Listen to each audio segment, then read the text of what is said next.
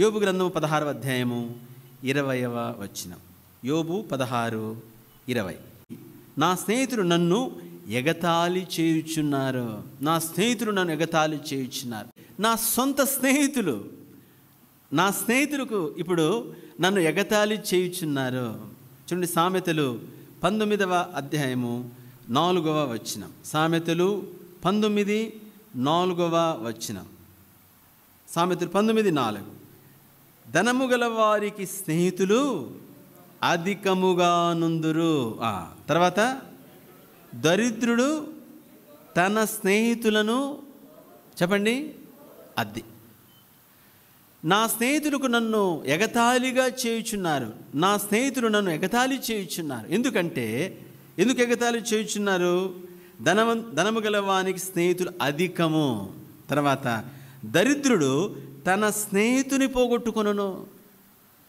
ఎందుకు ఎగతాళి చేస్తున్నారంటే, మొన్నటి వరకు రే మనం జిగిరిరా, మనం దోస్తానరా, మనం అసలు తెలుసు కదా ఎక్కడ పెరిగాం, ఎలా తిరిగాం, మనం క్లోజ్గా ఉన్నాము, ఎంతకాలం నుండి తెలుసురా నువ్వు, ఎంతకాలం అనేవాడు ఇప్పుడు ఏమైపోయాడు? ఎగతాళి చేస్తున్నాడు, హేళన చేస్తున్నాడు. ఎందుకంటే దరిద్రుడు తన స్నేహితులను కోల్పోను. విషయం తెలుసండి, నీకు లేదు అని తెలిస్తే చాలు.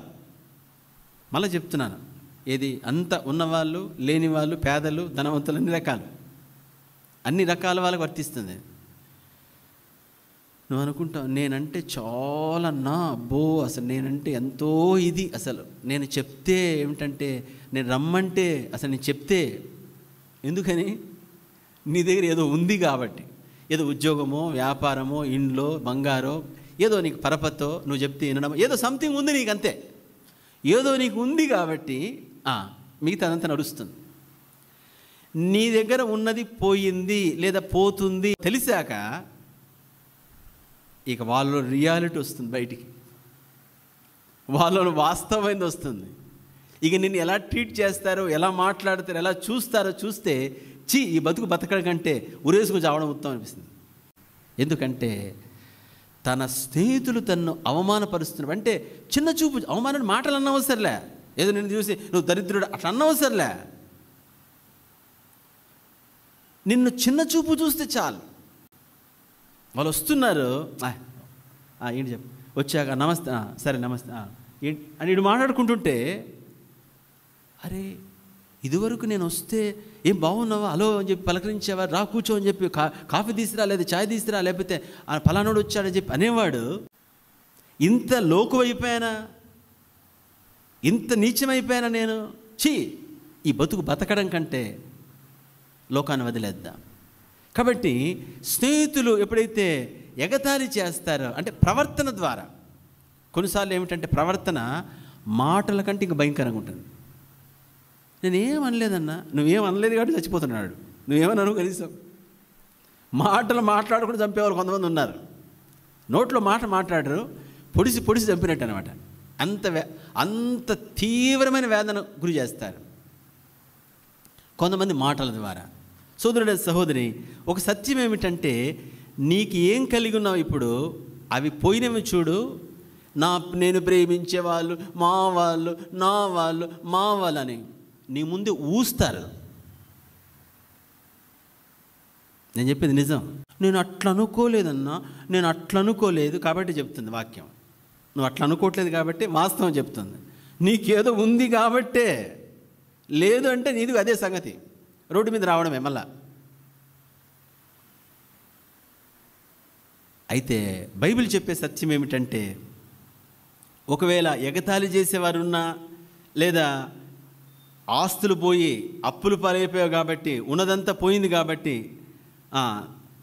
ఉన్నదంతా పోయింది, దాంతో వచ్చిన స్నేహితులు కూడా పోయారు.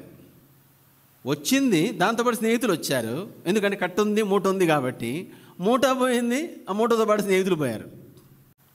అది అనుభవిస్తేనే అర్థమవుతుంది. నేను వివరించిన అర్థం కాదు, అంశాలు చెప్పిన అర్థం కాదు, దాంట్లో నుండి వెళ్తేనే. బాక లోయ, కన్నీటి లోయ. కాబట్టి ఆ లోయలో నుండి నువ్వు వెళ్తేనే ఆ కన్నీరు నీకు అర్థమవుతుంది. సోదరుడ సహోదరి,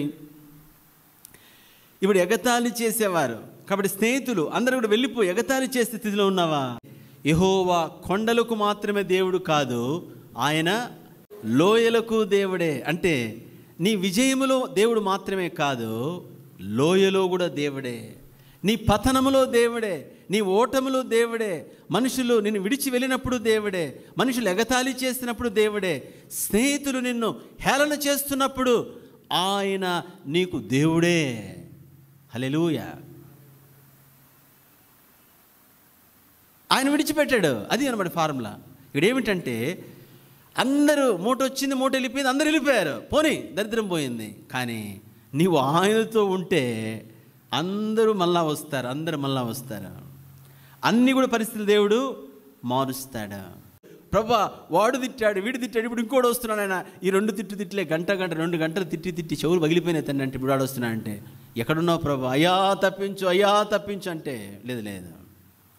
బాకా లోయలో నుండి దాటొచ్చినప్పుడు, అంటే ఆ దాటేటప్పుడు దేవుడు అనుమతించాడు, లేదా పరిస్థితి వచ్చింది, పరిస్థితి ఆగట్లేదు, ఇది రాకపోతే బాగుండు, ఇలా జరగకపోతే బాగుండు అనిపిస్తుంది, కానీ అది వచ్చింది, అనుమతించాడు, దానిలో నుండి ప్రయాణించాల్సి వచ్చింది.